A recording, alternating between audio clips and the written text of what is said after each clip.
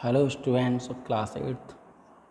आज हम डिस्कस करने जा रहे हैं इरिगेशन। इरिगेशन क्या होता है?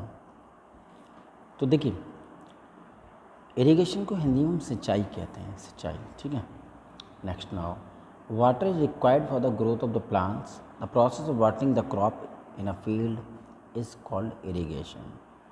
ठीक है।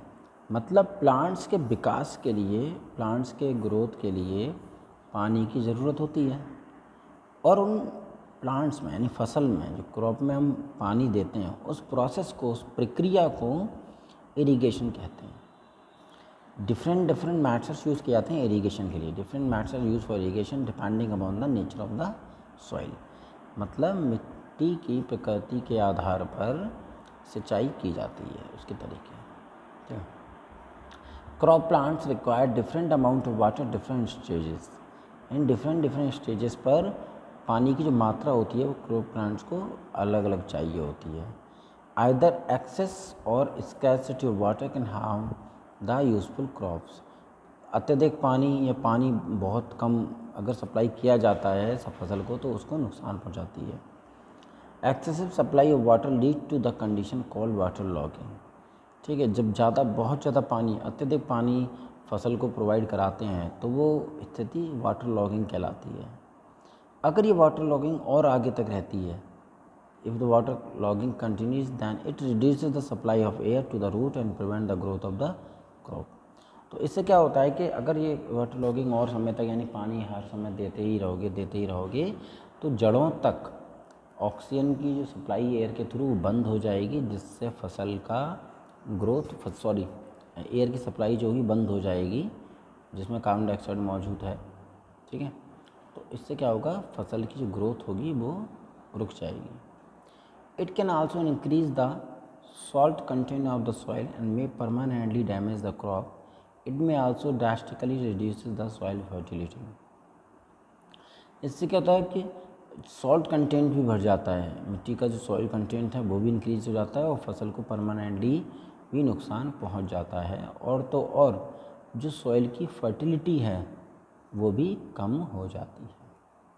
ठीक है। सोर्सेज ऑफ वाटर की बात करें हम, पानी का स्रोत क्या है? Water can be obtain from various sources like well, tubewell, river, pond, canal, lakes etcetera for irrigation purpose. यानी वाटर जो है डिफरेंट सोर्सेज से, तरह तरह के सोर्सेज से हम प्राप्त कर सकते हैं सिंचाई के लिए, जैसे कि कुएँ है, ठीक है, ट्यूबवेल जो आपके हैंडपम्प, जो इलेक्ट्रिसिटी जनरेटर की हेल्प से या इंजन की हेल्प से जो होते हैं वो, रिवर हुई, पॉन्ड्स हुए, कैनल, लहर, झरने वगैरह, इनसे पानी मिलता है। ठीक है। In India about 18% of agriculture land is fully irrigated, 24% partially irrigated and the remaining 58% depend upon the monsoon and our farmer mostly depend on it.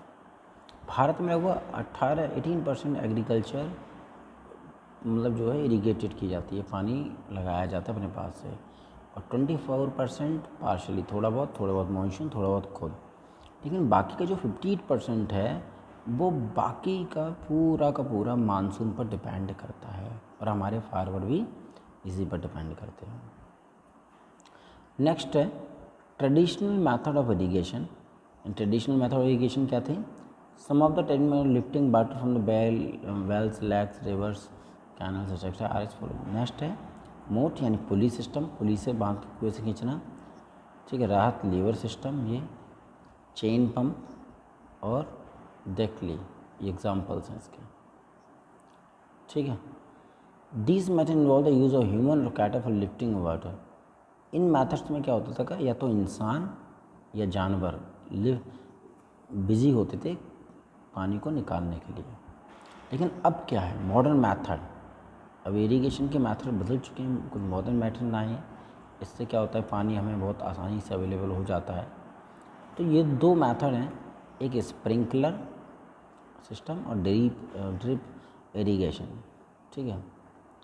तो स्प्रिंकलर में क्या है, तो कोई स्मॉल पाइप्स होते हैं, इसमें नोजल्स लगे होते हैं और टॉप पर रोटेट करते रहते हैं। ये देखो, तुमने अपने खेतों में अक्सर देखे होंगे कि रेगुलर इंटरवल का घूमते रहते हैं।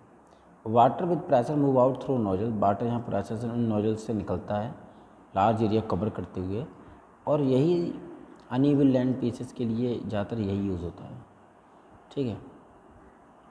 और तो और ये use for cooling and for controlling airborne dust, it is economically very useful for Sandy soil. तो सैंडी सॉइल के लिए बहुत ही ज़्यादा यूज़फुल इकोनॉमिकल है, और जो एयरबोर्न डस्ट होती है उसको भी डाउन करने के लिए, कंट्रोल करने के लिए इसका इस्तेमाल होता है। यहाँ डायग्राम में आप देख सकते हो स्प्रिंकलर सिस्टम। नेक्स्ट है तुम्हारा ड्रिप इरिगेशन। तो ड्रिप इरिगेशन में क्या होता है, इसको हम ट्रिकल इरिगेशन भी कहते हैं।